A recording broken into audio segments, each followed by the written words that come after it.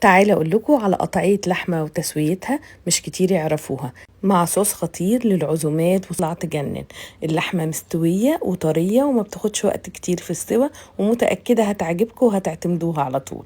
اول حاجة في الصينية هنا اللي هتدخل الفرن، هضيف هنا بصل شرايح وكمان توم وكرفس. انا قطعت البصل شرايح بالشكل ده وكمان التوم زيه، وضفت كمان شوية كرفس صغيرين. فلفل الوان واخضر وحار، الحار ده طبعا اختياري، قطعتهم برضو شرايح. وهضيف عليهم حوالي 2 طماطم متقطعة قطع صغيرة. طبعا ممكن نزود في الكميات زي ما نحب. التوابل ملح وفلفل بابريكا مدخنة وتوابل اللحمة، وممكن زعتر مجفف او روزماري المتوفر عندنا. وهنخلط الخضار ده كله كويس قوي مع بعضه. الفلفل الاسود مع البصل والثوم بيدي طعم وريحة حلوة قوي للصينية بتاعتنا او للحمة. هخلطهم كويس جدا وبعد كده هضيف عليهم.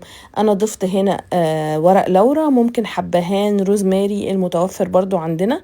واخر حاجة زيت زيتون او زيت عادي زي ما تحبوا، حوالي معلقتين. بعد كده هسيب الصينية دي على جنب، وفي الطاسة بتاعتنا هضيف زيت زيتون مع زبدة، وهبدأ اشوح اللحمة اللي انا هستخدمها النهاردة. اللحمة دي اسمها قشرة اللوح، دي بتبقى في الكتف، بتبقى طرية جدا وسهلة السوى، وفيها كده جيلاتينة في النص زي الموزة، بس بتطلع احلى كمان، لازم تجربوها. هضيف عليها رشة من الفلفل الاسود، وكمان هبدأ اقلبها على الجنبين لحد ما تاخد لون. انا عايزاها تاخد لون بس من على الجنبين، صدمة كده، وهطلعها. طبعا انا استخدمت هنا حوالي كيلو وربع، هشوحه طبعا على مرتين او مرحلتين او 3. استخدموا الكميات اللي تحبوها والمناسبة ليكوا، وكل مرة هشوحه وهطلعه في الصينية على الخضار.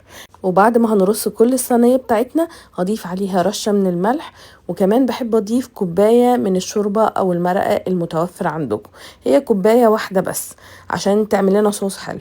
كمان بفضل اقلب كده اللحمة بالشكل اللي انتوا شايفينه ده مع الخضار والتوابل عشان تطعم كويس قوي. هقلبها كلها من كل الجهات. وبعد كده اخر حاجة هنضيفها قبل ما تدخل الفرن، عصير طماطم او صوص طماطم جاهز، او طماطم متسبكة زي ما تحبوا المتوفر عندكم.